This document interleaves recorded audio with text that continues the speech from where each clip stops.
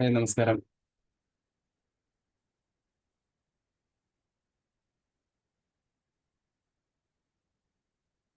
Clear ആണ്. എല്ലാവർക്കും sound clear ആവുന്നുണ്ടെങ്കിൽ ഒന്ന് ഓക്കെ പറയണം. ലൈവിൽ എത്തിയിട്ടുണ്ട്.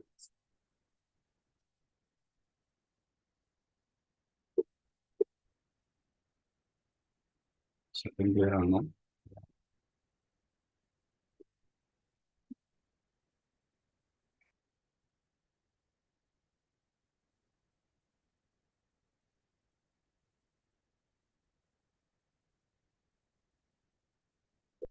ലൈവിൽ ആളുകൾ വരുന്നുള്ളൂ. ലൈവിൽ ആളുകളൊന്ന് കയറട്ടെ.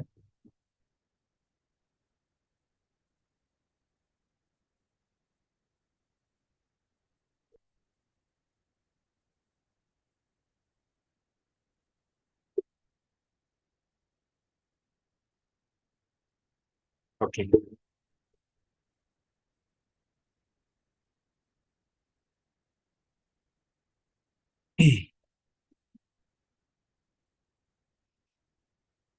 ഇന്ന് നമ്മള് പിന്നെ ചർച്ച ചെയ്യപ്പെടുന്നത് നമ്മുടെ റെസ്റ്റോറൻറ്റിലേക്ക് പുതിയൊരു ഷെഫിനെ നമ്മൾ കൊണ്ടുവരുന്ന സമയത്ത് നമ്മൾ എന്താണ് വിലയിരുത്തപ്പെടാറുള്ളത് എന്നുള്ളതാണ്.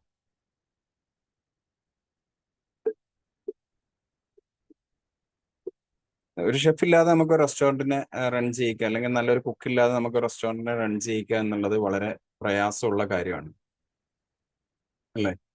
നമുക്കത് പിന്നെ കൃത്യമായിട്ട് റൺ ചെയ്യിക്കാൻ വേണ്ടിയിട്ട് പറ്റില്ല. ഓക്കെ. അതിന് നമുക്ക് ഒരുപാട് തടസ്സങ്ങളുണ്ട്. കാരണം നമുക്ക് ഒരു ആസ് എ ബിസിനസ് ഓണർ എന്നുള്ള നിലയ്ക്ക് നമ്മളൊരു ഷെഫോ അല്ലെങ്കിൽ അതിലെ ഒരു എക്സ്പീരിയൻസ് ഉള്ള കുക്കിങ്ങിൽ ഒരു എക്സ്പീരിയൻസ് ഉള്ള ഒരാളോ ആയിരിക്കില്ല ഒരിക്കലും. അതേപോലെ മാർക്കറ്റിൽ മാറി വരുന്ന ഒരുപാട് ട്രെൻഡുകളെ തിരിച്ചറിയാൻ വേണ്ടിയിട്ട്, അല്ലെങ്കിൽ അതനുസരിച്ചുള്ള ഫുഡുകളെ പിന്നെ കൊടുക്കാൻ വേണ്ടിയിട്ട് അതിൽ എക്സ്പീരിയൻസ് ഉള്ള ആളുകളെ നമ്മൾ തിരഞ്ഞെടുത്തിട്ട് നമ്മൾ കൊണ്ടുവരും.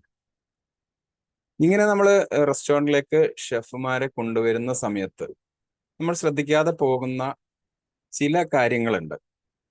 ആ കാര്യങ്ങൾ എന്തൊക്കെയാണ് എന്നുള്ളതാണ് നമ്മൾ ഇന്ന് നോക്കുന്നത്.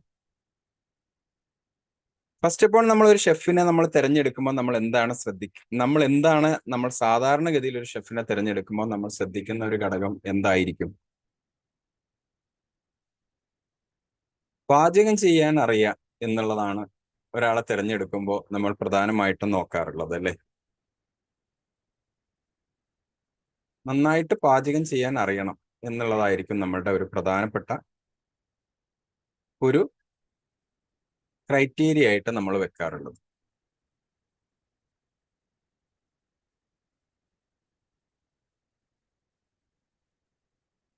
ഏഹ് പാചകം ചെയ്യാൻ അറിഞ്ഞാൽ മാത്രം മതിയോ ഒരു ഷെഫിന്? നമ്മളുടെ കിച്ചണെ നിയന്ത്രിക്കപ്പെടുന്ന, കിച്ചണിലെ പൂർണ്ണമായും കാര്യങ്ങളെ നോക്കാൻ കൂടി അറിയുന്ന ഒരാളാവണ്ടേ നമ്മളുടെ പാചകക്കാരൻ എന്ന് പറയുന്നത്? അത് നമ്മൾ നോക്കാറുണ്ടോ? അങ്ങനെ നമ്മൾ അത് ശ്രദ്ധിക്കാറുണ്ടോ? അങ്ങനെ നമ്മൾ ഒരു കാര്യം കൂടി നമ്മൾ ഇതിന്റെ ഭാഗമായിട്ട് നമ്മൾ ശ്രദ്ധിക്കേണ്ടതുണ്ട്. നമ്മൾ കൊണ്ടുവരുന്ന പാചകക്കാരൻ നമ്മളുടെ കിച്ചണെ നിയന്ത്രിക്കാൻ എത്രത്തോളം കഴിയുന്ന ആളാണ് എന്നുള്ളത് നമ്മൾ നോക്കണം. അയാൾക്ക് പാചകം ചെയ്യാൻ മാത്രം അറിഞ്ഞാൽ പോരാ. അയാൾ മീൽസ് ഉണ്ടാക്കുന്നു, മീൽസ് ഉണ്ടാക്കാൻ മാത്രം അറിഞ്ഞ അയാൾ മീൽസ് ഉണ്ടാക്കി വെച്ച് പോകുന്ന ഒരു പാചകക്കാരനെ നമുക്ക് കിട്ടിയാൽ നമ്മളുടെ റെസ്റ്റോറൻറ്റിനെ പ്രോഫിറ്റബിൾ ആയിട്ട് നമുക്ക് റൺ ചെയ്യാൻ വേണ്ടിയിട്ട് പറ്റില്ല ഒരിക്കലും. ഈ കാരണം കൊണ്ട് തന്നെ പരാജയപ്പെട്ടു പോകുന്ന എത്രയോ റെസ്റ്റോറൻറ്റുകളുണ്ട്. പാചകം ചെയ്യുക എന്നുള്ള ഒരൊറ്റ പ്രവർത്തനത്തിന് മാത്രമേ അയാൾക്ക് കഴിയുള്ളൂ. അയാൾക്ക് മറ്റൊരു കാര്യവും അദ്ദേഹത്തിന് കഴിയില്ല. കിച്ചണിലെ ബാക്കിയുള്ള ഒരുപാട് പ്രവർത്തനങ്ങളുണ്ട്. നമ്മൾ ഒരു പാചകം ചെയ്തു തരുന്ന സമയത്ത് ആ പ്രൊഡക്റ്റ് വിൽക്കുമ്പോൾ നമുക്ക് കിട്ടേണ്ട പ്രോഫിറ്റബിലിറ്റി അതിൽ നിന്ന് കിട്ടാൻ സാധ്യതയുണ്ടോ? അതിന്റെ ഫുഡ് കോസ്റ്റ് എത്ര വരുന്നുണ്ട്? അതിന് എത്രത്തോളം വേസ്റ്റേജ് വരുന്നുണ്ട് നമുക്ക്? ആ വേസ്റ്റേജുകളെ മാറ്റിയെടുക്കാൻ വേണ്ടിയിട്ട് എന്തൊക്കെ കാര്യങ്ങളാണ് കിച്ചണിൽ ചെയ്യേണ്ടത്? ഇങ്ങനെയുള്ള കാര്യങ്ങളെ കൃത്യമായിട്ട് ഇദ്ദേഹത്തിന് അറിയില്ല എങ്കിൽ, അദ്ദേഹത്തിന് നോക്കാൻ കഴിയുന്നില്ല എങ്കിൽ, ആ പാചകക്കാരൻ ആ റെസ്റ്റോറന്റിനെ സംബന്ധിച്ചിടത്തോളം ഫെയിലിയറാ. നിങ്ങളുടെ റെസ്റ്റോറന്റിലുള്ള പാചകക്കാരെ കുറിച്ച് നിങ്ങൾ ഒന്ന് വിലയിരുത്തുക. അവര് നിങ്ങൾക്ക് ഫുഡ് ഉണ്ടാക്കി തരിക എന്നുള്ള ഒരൊറ്റ പ്രവർത്തനം ചെയ്ത് അവര് ശമ്പളം വാങ്ങി അവരിൽ നിന്ന് നിങ്ങളോടൊപ്പം ചേർന്ന് നിൽക്കുന്ന ആളുകളാണെങ്കിൽ അവര് നിങ്ങൾക്ക് എത്രത്തോളം നിങ്ങളുടെ റെസ്റ്റോറൻറ്റിനെ നിലനിർത്തുന്നതിന് ഉപകാരപ്പെടുന്ന ആളുകളാണ് എന്നുള്ളത് നിങ്ങൾ വിലയിരുത്തുക.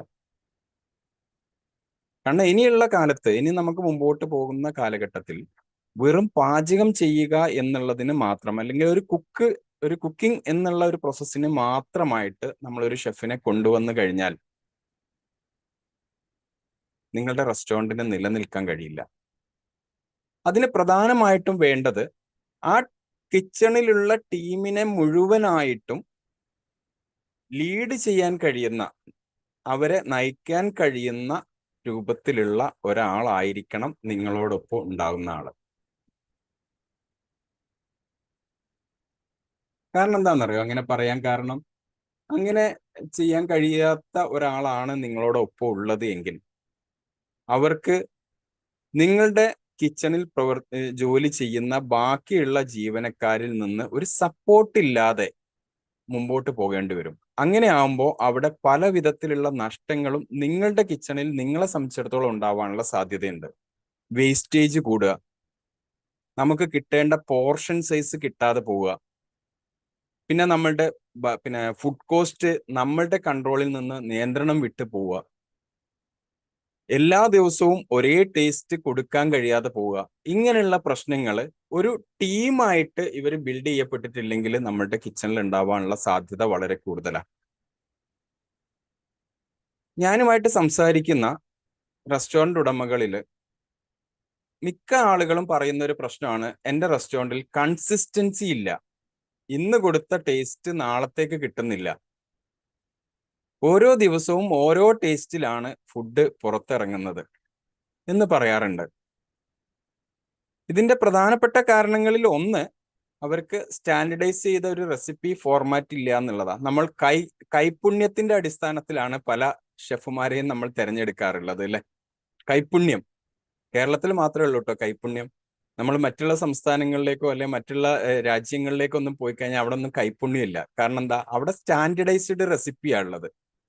നമ്മളൊരു ഭക്ഷണം ഉണ്ടാക്കുന്നുണ്ടെങ്കിൽ ആ ഭക്ഷണത്തിന്റെ ഇൻഗ്രീഡിയൻസുകൾ എന്തൊക്കെയാണ്, എത്ര അളവിൽ ചേർക്കണം, അതെങ്ങനെയാണ് അതിന്റെ പ്രിപ്പറേഷൻ മെത്തേഡ്, എത്ര ടൈം എടുത്തിട്ടാണ് അതിന്റെ പ്രിപ്പറേഷൻസ് ചെയ്യേണ്ടത്, എന്ത് ഹീറ്റിംഗ് ലെവൽ കൊടുത്തിട്ടാണ് അതിന്റെ ഫുഡുകൾ ഹീറ്റ് ചെയ്യേണ്ടത്, ഇങ്ങനെയുള്ള കാര്യങ്ങളെ കൃത്യമായിട്ട് നോക്കിയിട്ട് നമ്മൾ ചെയ്യുന്നതിനെയാണ് സ്റ്റാൻഡർഡൈസ്ഡ് റെസിപ്പി ഫോർമാറ്റ് എന്ന് പറയുന്നത്.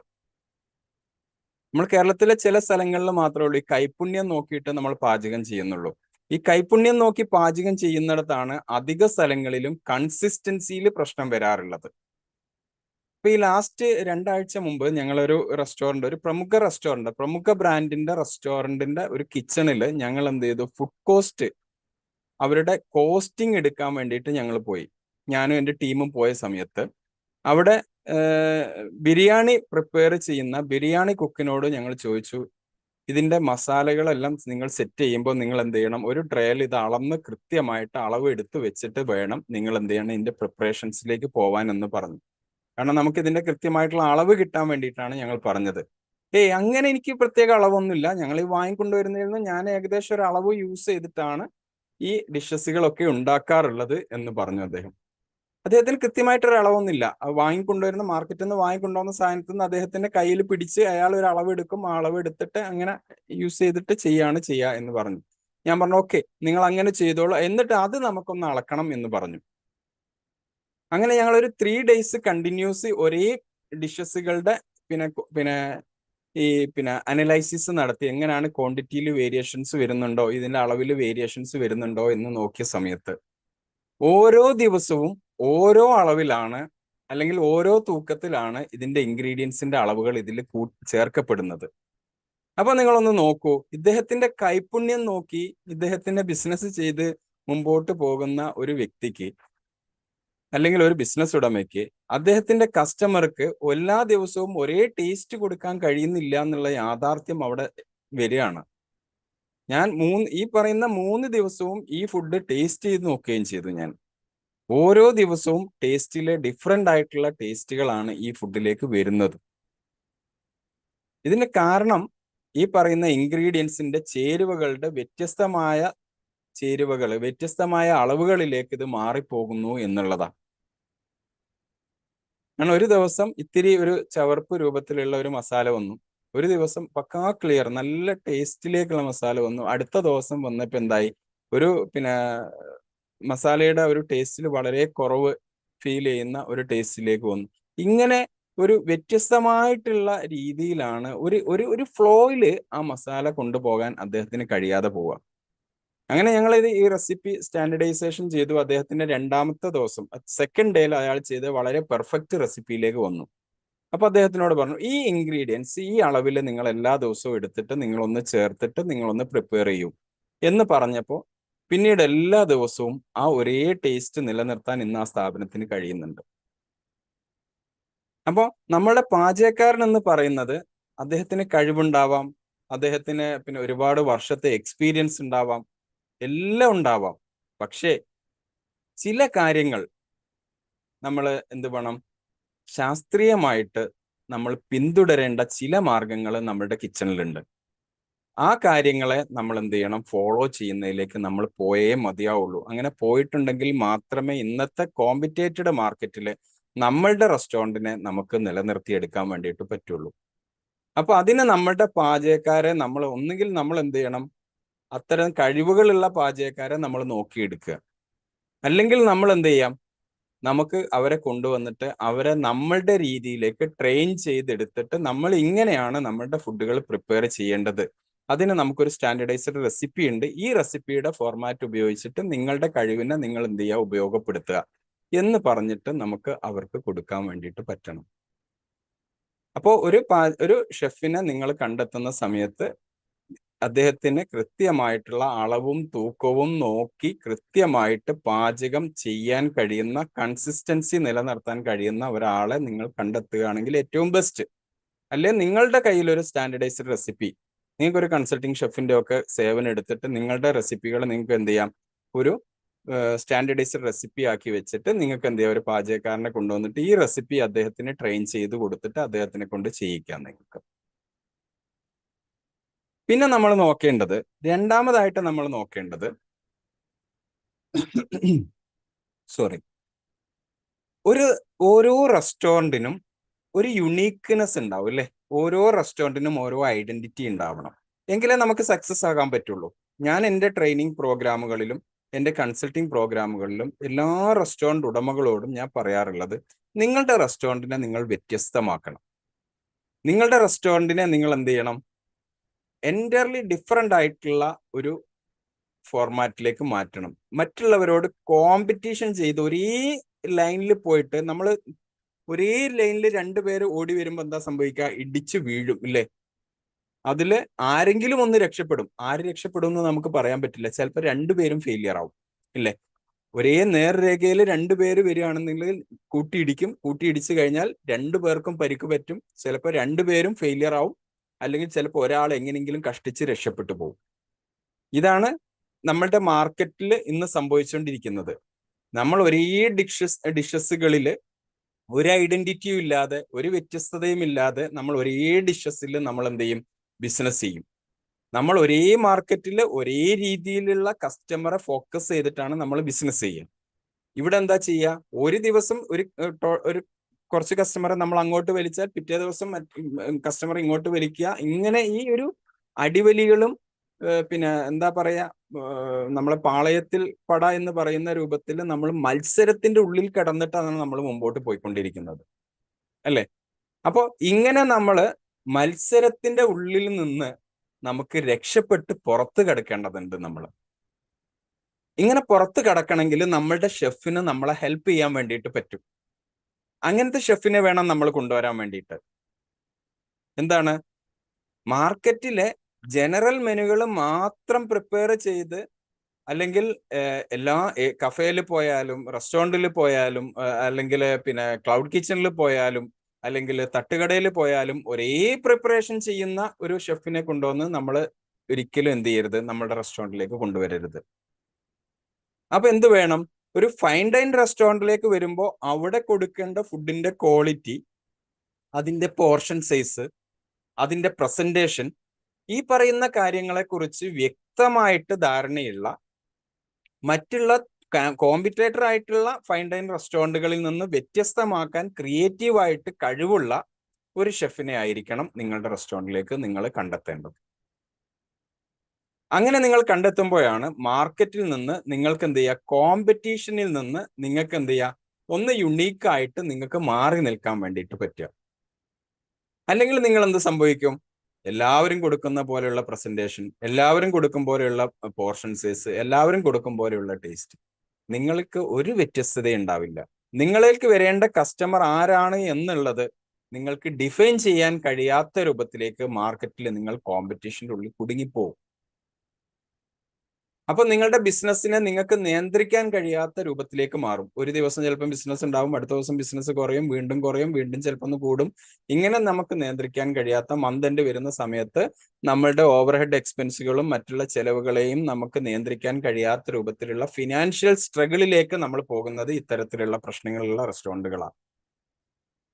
അപ്പൊ നമുക്ക് വ്യത്യസ്തമായിട്ടുള്ള ഐഡന്റിറ്റികൾ ക്രിയേറ്റ് ചെയ്ത് തരാൻ കഴിവുള്ള, അത് നമ്മുടെ റെസ്റ്റോറൻറ്റിന്റെ പൊസിഷൻ അനുസരിച്ച്, നമുക്ക് ഫൈൻ ഡൈൻ റെസ്റ്റോറൻ്റ് ആണോ, കഫേ ആണോ, ക്ലൗഡ് കിച്ചൺ ആണോ, അല്ലെങ്കിൽ സാധാരണ ഹോട്ടൽസ് ആണോ, അല്ലെങ്കിൽ നമ്മുടെ കാഷ്വൽ ഡൈനിങ് ഔട്ട്ലെറ്റുകളാണോ, തട്ടുകടകളാണോ, എന്താണോ നമ്മൾ നടത്തുന്നത്, ആ ഒരു പൊസിഷൻ ചെയ്തിരിക്കുന്ന ആ ഒരു ഫുഡ് ബിസിനസ്സിനെ കൃത്യമായിട്ട് ഒരു ഐഡന്റിറ്റി ഉണ്ടാക്കി തരാൻ കഴിയുന്ന രൂപത്തിലുള്ള ഷെഫുകളെയാണ് നമുക്ക് നമ്മുടെ റെസ്റ്റോറൻറ്റിലേക്ക് നമ്മൾ കൊണ്ടുവരേണ്ടത്. അല്ലാതെ അദ്ദേഹത്തിന് ഒരു നല്ല ബിരിയാണി ഉണ്ടാക്കാൻ അറിയാം എന്ന് കരുതി നമ്മൾ നമ്മളിലേക്ക് കൊണ്ടുവന്ന് കഴിയുമ്പോൾ അദ്ദേഹത്തിന് ബിരിയാണി ഉണ്ടാക്കാൻ കഴിയും, പക്ഷെ ആ ബിരിയാണി ആയിരിക്കില്ല നമ്മളുടെ ഐഡന്റിറ്റി ആയിട്ട് നമുക്ക് വ്യത്യസ്തമായിട്ട് നമ്മുടെ മാർക്കറ്റിൽ കൊടുക്കാൻ കഴിയേണ്ടത്. അപ്പോൾ അങ്ങനെ ഒരു ക്രിയേറ്റീവ് ആയിട്ടൊന്ന് മാറി ചിന്തിക്കാൻ കഴിയുന്ന രൂപത്തിലുള്ള ഒരു ഷെഫിനെ ആയിരിക്കണം നിങ്ങൾ എന്ത് ചെയ്യേണ്ടത്, നിങ്ങളുടെ റെസ്റ്റോറൻറ്റിലേക്ക് നിങ്ങൾ കൊണ്ടുവരേണ്ടത്. ഓക്കെ, പിന്നെയുള്ളത് പോർഷൻ സൈസ്. പല റെസ്റ്റോറൻറ്റുകളിലും നമ്മൾ കാണാറുള്ളത് അമിതമായിട്ട് 2 പേർക്ക് കഴിക്കാനൊക്കെ കഴിയുന്ന രൂപത്തിലുള്ള പോർഷനാണ് ഒരാൾ വന്ന് ഓർഡർ ചെയ്ത് കഴിഞ്ഞാൽ അയാൾക്ക് കൊടുക്കുന്ന സെർവിങ് സൈസ്. പല റെസ്റ്റോറൻറ്റുകളിലും നമുക്ക് പിന്നെ നോക്കിയാൽ നമുക്ക് മനസ്സിലാവും, പല റെസ്റ്റോറൻറ്റുകളിലും അങ്ങനെയാണ് മുമ്പോട്ട് പോയിക്കൊണ്ടിരിക്കുന്നത്. അപ്പൊ ഈ പ്രശ്നത്തെ നമുക്ക് എന്ത് ചെയ്യേണ്ടതുണ്ട്, പരിഹരിക്കപ്പെടണം. കാരണം ഈ പോർഷൻ സൈസ് കൂടുന്നതനുസരിച്ച് നമ്മളുടെ ലാഭമാണ് നമ്മളെ വിട്ടു പോയിക്കൊണ്ടിരിക്കുന്നത്. നമുക്ക് കിട്ടേണ്ട ലാഭം നമ്മളെ വിട്ടു പോയിക്കൊണ്ടിരിക്കുക. ഇത് ഷെഫിന് നിയന്ത്രിക്കാൻ വേണ്ടിയിട്ട് പറ്റും. എങ്ങനെയാണ്, ഷെഫ് ഉണ്ടാക്കിയിരിക്കുന്ന പ്രൊഡക്റ്റ്, ആ പ്രൊഡക്റ്റ് വിൽക്കുന്ന പ്രൈസിന് എത്ര ക്വാണ്ടിറ്റി ആണ് കൊടുക്കേണ്ടത് എന്നുള്ളത് നിശ്ചയിക്കേണ്ടത് ഷെഫാണ്. ഷെഫിന് ഇതിന് കൃത്യമായിട്ടുള്ള ഫുഡ് കോസ്റ്റ് അറിയണം. കോസ്റ്റ്, ഈ പ്രൊഡക്റ്റ് ഉണ്ടാക്കുമ്പോൾ എത്ര രൂപ ചെലവ് വരുന്നുണ്ട് എന്നുള്ളത് കൃത്യമായിട്ട് ഷെഫിന് അറിയണം. അതറിയണമെങ്കിൽ നമുക്ക് എന്ത് വേണം, ഞാൻ ആദ്യം പറഞ്ഞ പോയിന്റ്, നമുക്ക് സ്റ്റാൻഡർഡൈസ്ഡ് റെസിപ്പി ഉണ്ടാവണം. ഈ റെസിപ്പി ഉണ്ടെങ്കിലേ നമുക്ക് എന്ത് ചെയ്യാൻ പറ്റുള്ളൂ, നമുക്ക് പിന്നെ ഈ പറയുന്ന രൂപത്തിലേക്ക് നമുക്ക് പിന്നെ ഇത് മാറ്റിയെടുക്കാൻ വേണ്ടിയിട്ട് പറ്റുള്ളൂ. അല്ലെങ്കിൽ എന്താണ്, നമ്മളുടെ കയ്യിൽ നിന്ന് പിടുത്തം വിടും, നമ്മളുടെ പ്രോഫിറ്റ് നഷ്ടപ്പെട്ടു പോകും നമുക്ക്.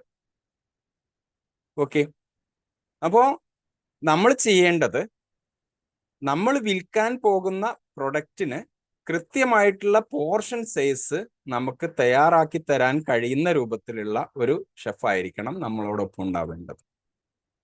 അല്ലാതെ അമിതമായിട്ടുള്ള പോർഷൻ സൈസ് കൊടുക്കുന്നു, നമുക്ക് കിട്ടേണ്ട ലാഭം കംപ്ലീറ്റ് നഷ്ടപ്പെട്ടു പോകുന്നു. മന്ത് എൻഡ് വരുന്ന സമയത്ത് നമ്മളുടെ ചെലവുകളെല്ലാം കാൽക്കുലേറ്റ് ചെയ്ത് വരുമ്പോൾ പ്രോഫിറ്റ് എടുക്കാൻ കഴിയാത്ത രൂപത്തിലേക്ക് നമ്മുടെ റെസ്റ്റോറൻറ്റ് മാറുമ്പോൾ നമുക്ക് എത്ര കാലം നമുക്ക് ഇതിങ്ങനെ മുമ്പോട്ട് കൊണ്ടുപോകാൻ വേണ്ടിയിട്ട് പറ്റും? മുമ്പോട്ട് കൊണ്ടുപോകാൻ കഴിയില്ല ഒരിക്കലും, അല്ലേ?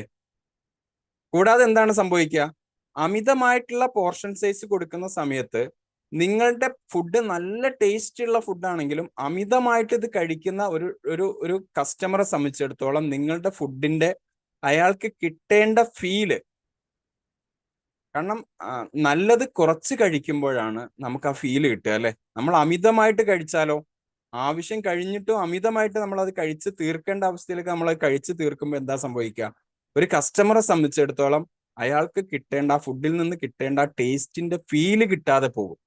അമിതമായിട്ടുള്ള സെർവിങ് സൈസ് അല്ലെങ്കിൽ പോർഷൻ സൈസ് നമ്മൾ കൊടുക്കുന്ന സമയത്ത് എപ്പോഴും ഫുഡ് നല്ല ടേസ്റ്റിൽ കഴിച്ചുകൊണ്ടിരിക്കുമ്പം തീരണം. അങ്ങനെ തീർന്നു കഴിഞ്ഞാലാണ് നിങ്ങൾക്ക് അപ്സെൽ ചെയ്യാനുള്ള ഒരു ഓപ്ഷൻ കിട്ടുക നിങ്ങൾക്ക്. എന്താണ് അപ്സെല്ലിംഗ് എന്ന് പറയുന്നത്? നിങ്ങളുടെ റെസ്റ്റോറൻറ്റിലേക്ക് ഒരു കസ്റ്റമർ വന്നു, അയാൾ ഒരു ഡിഷ് ഓർഡർ ചെയ്തു, അയാൾ അത് കഴിച്ചു, അയാളുടെ ആ ടേസ്റ്റ് നിലനിൽക്കുമ്പോൾ അയാൾക്ക് അത് പൂർത്തീകരിക്കപ്പെടുമ്പോൾ നിങ്ങൾക്ക് എന്ത് ചെയ്യാം? അപ്സെൽ ചെയ്യാൻ വേണ്ടിയിട്ട് നിങ്ങൾക്ക് എന്ത് ചെയ്യാം? ഒരു ഡെസേർട്ട് വിൽക്കാം, അല്ലെ? ഒരു ഡെസേർട്ട് നിങ്ങൾക്ക് അയാൾക്ക് വിൽക്കാൻ വേണ്ടിയിട്ട് പറ്റും. അതല്ല, അയാൾ അമിതമായിട്ട് കഴിച്ചു, വയറ് ഫുള്ളായി, വീണ്ടും ഒന്നും കഴിക്കാൻ പറ്റാത്ത അവസ്ഥയിൽ ഇരിക്കുന്ന ഒരാളെ പോയിട്ട് നിങ്ങൾ ഡെസേർട്ട് ചോദിച്ചു കഴിഞ്ഞാൽ അയാൾ പർച്ചേസ് ചെയ്യുമോ? ഇല്ല. അപ്പൊ ഒരു അപ്സെല്ലിംഗ് ഓപ്ഷന് നിങ്ങൾക്ക് അവിടെ കിട്ടും, നിങ്ങൾ സെർവിങ് പോർഷൻ നിങ്ങൾ കൺട്രോൾ ചെയ്തിട്ട് കൊടുക്കുമ്പോൾ. ഓക്കെ, അത് കഴിഞ്ഞ് നിങ്ങൾക്ക് അടുത്ത അപ്സെല് ചെയ്യാൻ പറ്റും. വീണ്ടും നിങ്ങൾക്ക് ഒരു ബേവറേജ് വിൽക്കാൻ വേണ്ടി പറ്റും, ഒരു ഡ്രിങ്ക്സ് എന്തെങ്കിലും നിങ്ങൾക്ക് വിൽക്കാൻ വേണ്ടിയിട്ട് പറ്റും.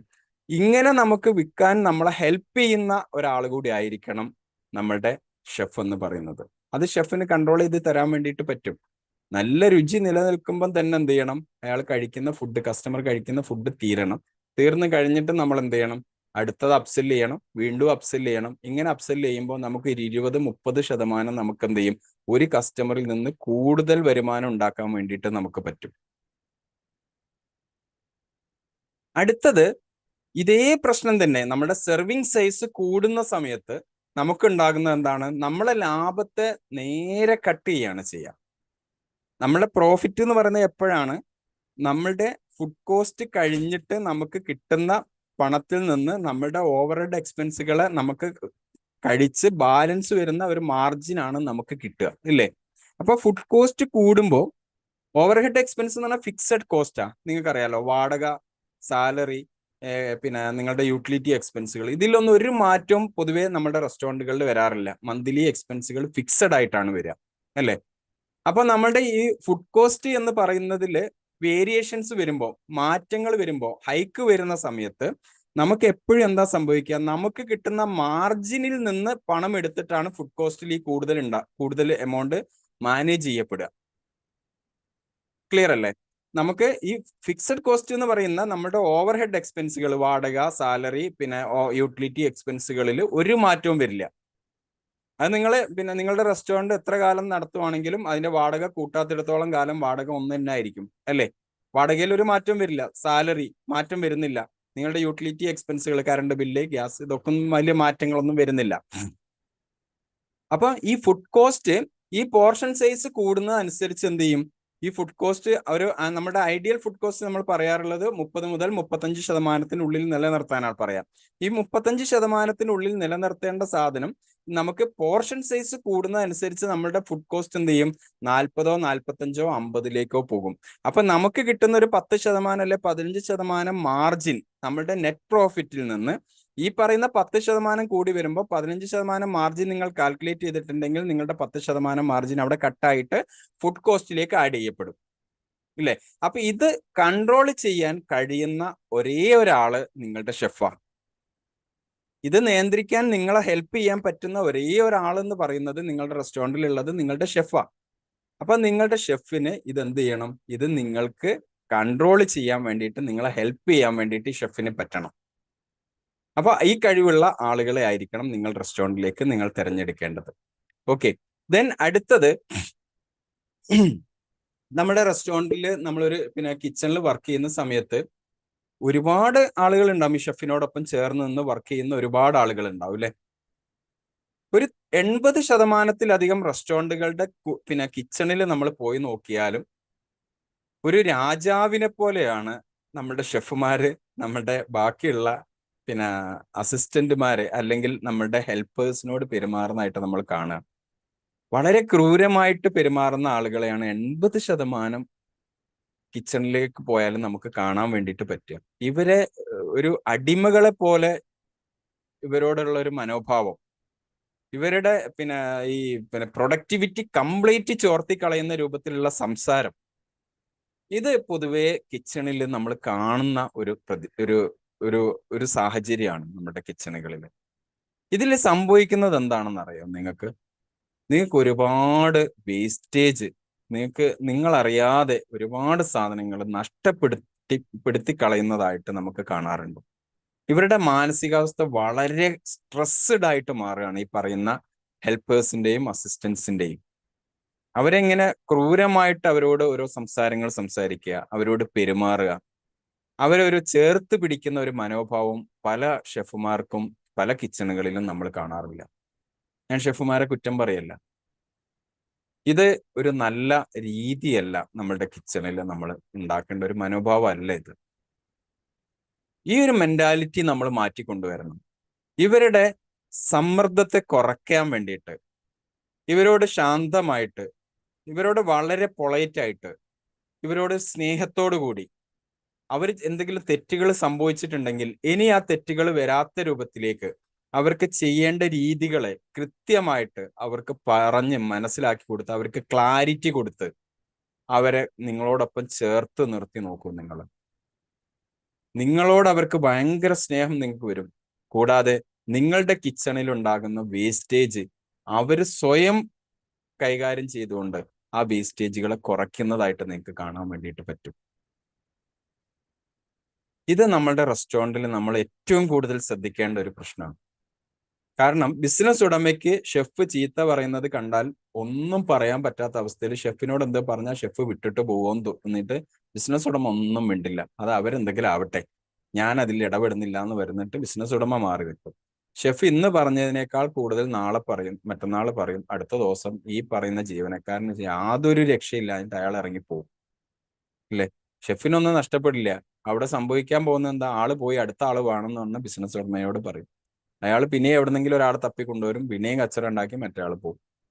ഇത് സാധാരണഗതിയിൽ നമ്മുടെ പല കിച്ചണുകളിലും കണ്ടുവരുന്ന ഒരു പ്രശ്നമാണ്. ഇവിടെ അടിമ ഉടമ ഒരു പ്രശ്നങ്ങളല്ല ഇവിടെ ഉണ്ടാവേണ്ടത്. ഇവിടെ ഒരു സൗഹൃദത്തിന്റെ അന്തരീക്ഷം, ഒരു നല്ലൊരു വർക്ക് പ്ലേസ് നമ്മളുടെ കിച്ചണിൽ ഉണ്ടായിക്കഴിഞ്ഞാൽ ഈ പറഞ്ഞ പ്രശ്നങ്ങൾ പരിഹരിക്കപ്പെടാൻ വേണ്ടിയിട്ട് പറ്റും. ഷെഫിന്റെ മനോഭാവമാണ് ഇവിടുത്തെ പല പ്രശ്നങ്ങൾക്കും പല സമയങ്ങളിലും കാരണമാവാറുള്ളത് എന്ന് പറയാതിരിക്കാൻ കഴിയില്ല. ഷെഫിനെ അറിയാം, ഷെഫ് ഭയങ്കര കഴിവുള്ള ആളാണ്, ഞാൻ ഭയങ്കര നോളജ് ഉള്ള ആളാണ്. ഇതൊക്കെ ഈ നോളജിനെ നമ്മൾ ഉപയോഗിക്കുന്നത് എപ്പോഴാ? മറ്റുള്ളവരോട് സ്നേഹിക്കാനും അവരോട് സൗഹൃദത്തോടു കൂടി പെരുമാറാനും അവരുടെ പ്രവർത്തനങ്ങളിലെ അവരുടെ തെറ്റുകളെ ചൂണ്ടിക്കാണിച്ചു കൊടുത്തുകൊണ്ട് അത് കറക്റ്റ് ചെയ്തെടുത്ത് അവരെ കറക്റ്റ് രീതിയിലേക്ക് അവരെ മാറ്റി കൊണ്ടുവരുമ്പോഴാണ് നമ്മൾ നല്ലൊരു ലീഡർ ആവുന്നത്. അങ്ങനെ ഒരു ലീഡർ ആവാൻ കഴിയുന്ന രൂപത്തിലുള്ള അല്ലെങ്കിൽ അങ്ങനെ ഒരു ലീഡർ ആയിട്ടുള്ള ആളുകളെയാണ് നിങ്ങളുടെ ഷെഫായിട്ട് നിങ്ങളുടെ റെസ്റ്റോറൻറ്റിലേക്ക് നിങ്ങളുടെ കിച്ചണിലേക്ക് നിങ്ങൾ കൊണ്ടുവരേണ്ടത്. അപ്പം ഇത്രയും കാര്യങ്ങൾ നമ്മൾ ശ്രദ്ധിച്ചു കഴിഞ്ഞാൽ നമ്മളുടെ റെസ്റ്റോറൻറ്റിന്റെ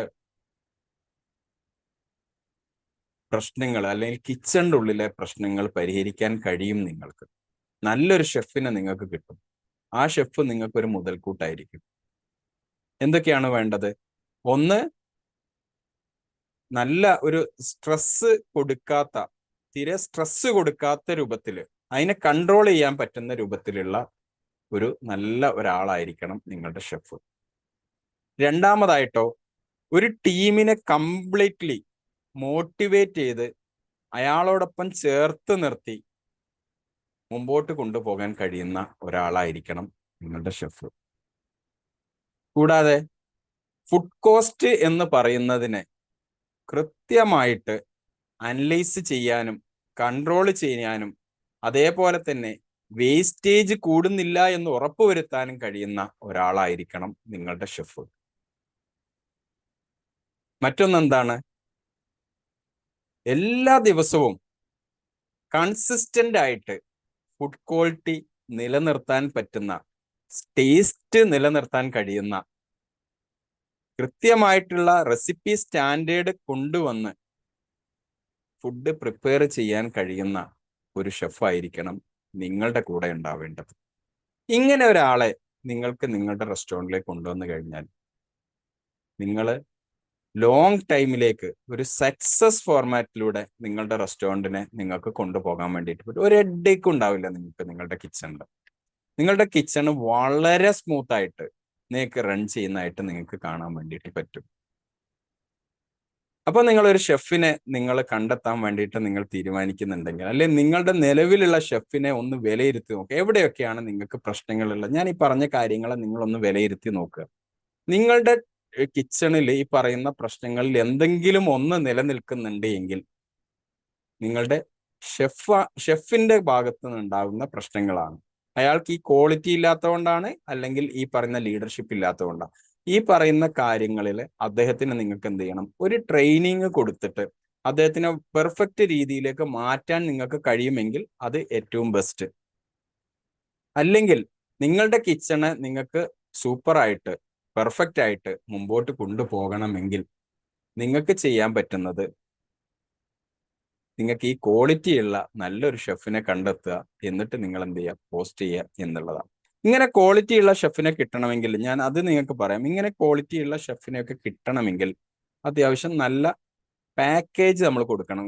ഇത്രയും ക്വാളിറ്റി ഉള്ള ആളുകളെ കിട്ടണമെങ്കിൽ. അല്ലെങ്കിൽ ഈ പ്രശ്നക്കാരായിട്ടുള്ള, ഭയങ്കര പെട്ടെന്ന് വയലന്റ് ആവുന്ന, കണ്ട ജീവനക്കാരോടൊക്കെ ചീത്ത പറയുന്ന, അല്ലെങ്കിൽ ഫുഡ് കോസ്റ്റ് നോക്കാൻ അറിയാത്ത, അല്ലെങ്കിൽ സ്റ്റാൻഡേർഡൈസ്ഡ് റെസിപ്പി ഫോർമാറ്റ് ഫോളോ ചെയ്യാത്ത കുക്കുമാരൊക്കെ നമുക്ക് ഒരുപാട് കിട്ടും. അവർക്കൊക്കെ നമുക്ക് സാലറി പിന്നെ താരതമ്യേന കുറവായിരിക്കും. കാരണം എന്താ, അവർക്ക് ഇത്തരത്തിലുള്ള ബെസ്റ്റ് കിച്ചണുകളിലൊന്നും ജോലി കിട്ടില്ല.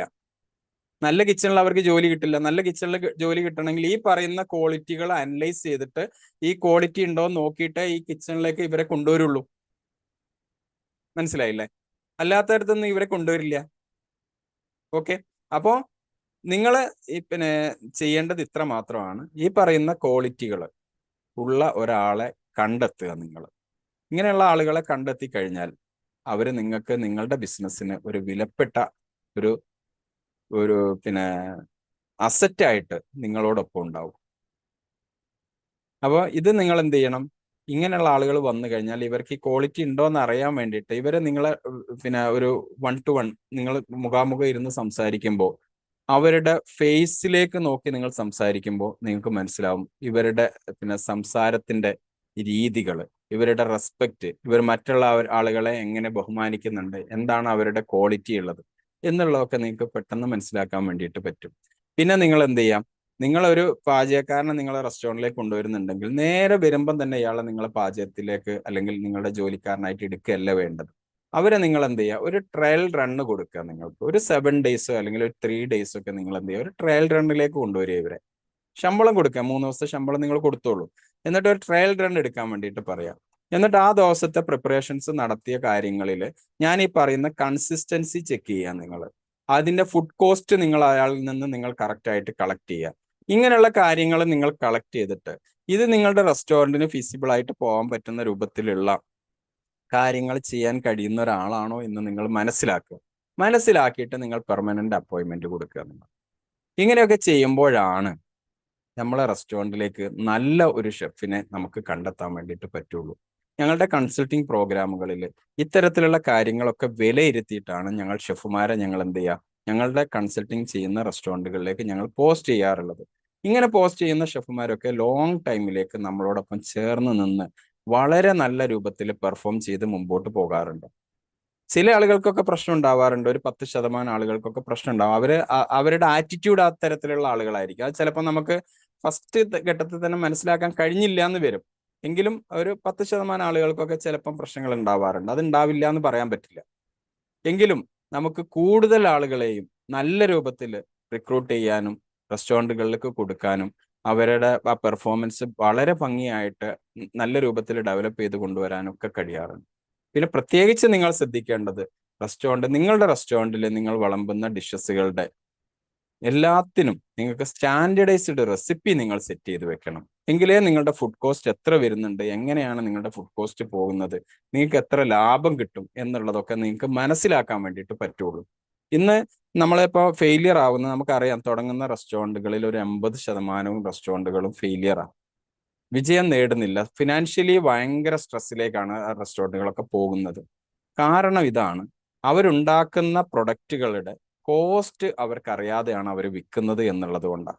അല്ലെങ്കിൽ അവരുടെ ബ്രേക്ക് ഈവൻ പോയിന്റ് ഏതാണ്, എത്ര രൂപയുടെ ബിസിനസ് ചെയ്താലാണ് ഈ റെസ്റ്റോറൻറ്റ് ലാഭത്തിലേക്കാക്കുക, അതിനുള്ള ബിസിനസ് കൊണ്ടുവരണമെങ്കിൽ എന്ത് രൂപത്തിലുള്ള അല്ലെങ്കിൽ ഏത് ടൈപ്പ് ഓഫ് കസ്റ്റമറെയാണ് എൻ്റെ റെസ്റ്റോറൻറ്റിലേക്ക് എത്തിക്കേണ്ടത്, അവിടെ ഏത് ടൈപ്പ് ഓഫ് ഫുഡാണ് ഞാൻ സെർവ് ചെയ്യേണ്ടത്, ഇങ്ങനത്തെ കാര്യങ്ങളെ അവർക്ക് അറിയാത്തത് കൊണ്ടാണ് പല റെസ്റ്റോറൻറ്റുകളും പരാജയപ്പെടുന്നത്. ഈ പറയുന്ന കാര്യങ്ങളൊക്കെ കൃത്യമായിട്ട് വർക്കൗട്ട് ചെയ്ത് അതിനനുസരിച്ച് ഡിഷസുകളെ ഫോർമാറ്റ് ചെയ്ത് അതിനനുസരിച്ചുള്ള പൊസിഷനിങ് ചെയ്ത് അതിനനുസരിച്ചുള്ള പ്രൈസിങ് സ്ട്രാറ്റജിയിലൂടെയൊക്കെ മുമ്പോട്ട് പോകുന്ന റെസ്റ്റോറൻറ്റുകളെല്ലാം സക്സസ് ആണ്. ലാഭം കിട്ടാതെ പോയില്ല. അപ്പോൾ നമ്മൾ ഒരു വിൽപ്പന നടത്തിയിട്ടാണെങ്കിലും ആ ഒരു വിൽപ്പനയിൽ നമുക്ക് ലാഭം ഉണ്ടാവും അല്ലേ? അപ്പോൾ നമ്മളുടെ ഓരോ വിൽപ്പനയിലും നമുക്ക് ലാഭം ഉണ്ട് എന്ന് ഉറപ്പ് വരുത്തിയിട്ട് നമുക്ക് വിൽപ്പന നടത്താൻ കഴിയുന്ന രൂപത്തിലേക്ക് റെസ്റ്റോറൻറ്റിന്റെ ഫുഡ് കോസ്റ്റിനെ നമുക്ക് തിരിച്ചറിയാൻ വേണ്ടിയിട്ട് പറ്റണം. അതിന് നമുക്ക് സ്റ്റാൻഡർഡൈസ്ഡ് റെസിപ്പി ഉണ്ടാവണം. ഈ റെസിപ്പി തയ്യാറാക്കാൻ കഴിയാത്ത ഒരു കുക്കാണ് നിങ്ങളോടൊപ്പം ഉള്ളത് എങ്കിൽ നിങ്ങളും ഈ കുക്കുമായിട്ട് യാതൊരു വ്യത്യാസവും ഇല്ല. കാരണം എന്താ, നിങ്ങൾക്കറിയില്ല, പക്ഷെ നിങ്ങളുടെ കുക്ക് എന്ന് പറയുന്ന ആൾക്കും അറിയില്ല എങ്കിൽ നിങ്ങളെ സംബന്ധിച്ചിടത്തോളം നിങ്ങളുടെ റെസ്റ്റോറൻറ്റ് എവിടേക്കാണ് യാത്ര ചെയ്യുന്നത് എന്നുള്ളത് നിങ്ങൾക്ക് അറിയാതെ പോകും. നമുക്കറിയാം, നമ്മളൊരു കപ്പല് നമ്മളൊരു ഒരു കടലിലേക്ക് ഇറക്കി വിടുക. നമ്മൾ കടലിലേക്ക് ഇറക്കി വിടുമ്പോൾ അതിന്റെ ഡയറക്ഷൻ ഉണ്ടാവും അല്ലെ, എവിടേക്കാണ് പോവേണ്ടത് എന്നുള്ളതിന് ആ അവിടുത്തെ കപ്പിത്താൻ ഒരു ഡയറക്ഷൻ ഉണ്ടാവും. അയാൾ അത് നോക്കി അതിന്റെ കറക്റ്റ് കോമ്പസ് വെച്ചിട്ട് ആ ഡയറക്ഷനിലേക്ക് തന്നെ അതിന്റെ യാത്ര നിയന്ത്രിച്ചു കൊണ്ടുപോകും ഇല്ലേ? അപ്പോൾ നിങ്ങൾക്ക് ഒരു 15% അല്ലെ 20% നിങ്ങൾക്ക് പ്രോഫിറ്റ്, നെറ്റ് പ്രോഫിറ്റ് കിട്ടണം എന്നുള്ള ഒരു ഡയറക്ഷൻ നിങ്ങളുടെ മുമ്പിലുണ്ട്. പക്ഷെ അത് കിട്ടേണ്ടത് എവിടെ നിന്നാണ് എന്ന് നിങ്ങൾക്ക് അറിയുന്നില്ല എങ്കിൽ, അത് ആ ഡയറക്ഷനിലേക്ക് എത്തേണ്ടത് എങ്ങനെയാണ് എന്നുള്ളത് നിങ്ങൾക്ക് അറിയുന്നില്ല എങ്കിൽ നിങ്ങൾക്ക് അവിടേക്ക് എത്താൻ വേണ്ടി പറ്റില്ല ഒരിക്കലും. അതാണ് ഈ 80% റെസ്റ്റോറൻറ്റുകൾ പരാജയപ്പെടുന്നത്. ഫിനാൻഷ്യലി രക്ഷപ്പെട്ടു പോയ റെസ്റ്റോറൻറ്റുകൾ പരാജയപ്പെടില്ലല്ലോ ഒരിക്കലും. ബാക്കി എന്ത് പ്രശ്നങ്ങൾ ഉണ്ടെങ്കിലും പരിഹരിക്കാൻ പറ്റുന്നതേ ഉള്ളൂ ഇന്ന്, ഇല്ലേ? അതേസമയം സാമ്പത്തികമായിട്ട് തകർന്നു പോയാൽ നമുക്ക് അതിനൊരു പരിഹാരവും ഇല്ല. അപ്പം സാമ്പത്തികമായിട്ട് രക്ഷപ്പെടുന്നതിന് നമ്മളെ ഹെൽപ്പ് ചെയ്യാൻ പറ്റുന്ന ഏക വ്യക്തി നമ്മുടെ റെസ്റ്റോറൻറ്റിന്റെ ഉള്ളിലുള്ളത് നമ്മളുടെ പാചകക്കാരനാണ്. നമ്മളെ പാചകക്കാരൻ വിചാരിച്ചാൽ സാമ്പത്തികമായിട്ട് നിങ്ങൾക്ക് രക്ഷപ്പെടാൻ വേണ്ടി പറ്റും. അപ്പൊ ഈ പാചകക്കാരനെ കൊണ്ടുവരുന്ന സ്ഥലത്താണ് നിങ്ങൾ ഏറ്റവും കൂടുതൽ കാര്യങ്ങൾ ശ്രദ്ധിക്കേണ്ടത്. ഓക്കെ, അപ്പോൾ ഇന്നത്തെ ഈ ലൈവ് ഞാൻ ഇവിടെ അവസാനിപ്പിക്കുകയാണ്. ഈ ലൈവിൽ ഞാൻ പറഞ്ഞ കാര്യങ്ങൾ നിങ്ങൾക്ക് പൂർണ്ണമായിട്ടും ഇഷ്ടപ്പെട്ടു എങ്കിൽ നിങ്ങൾ എന്ത് ചെയ്യാം, നിങ്ങൾ കമന്റിൽ അത് നിങ്ങൾ രേഖപ്പെടുത്തുക. അതല്ല, നിങ്ങൾക്ക് ഇതിൽ നിന്ന് കൂടുതൽ എന്തെങ്കിലും സംശയങ്ങളോ കാര്യങ്ങളോ നിങ്ങൾക്ക് ഉണ്ട് എങ്കിൽ നിങ്ങൾ കമന്റിൽ ചോദിക്കൂ. ഞാൻ അടുത്ത എൻ്റെ ലൈവിൽ അതിനുള്ള കൃത്യമായിട്ടുള്ള സൊല്യൂഷനുമായിട്ട് ഞാൻ വരാം. ഓക്കെ, അപ്പോൾ വീണ്ടും കാണാം. Thank you.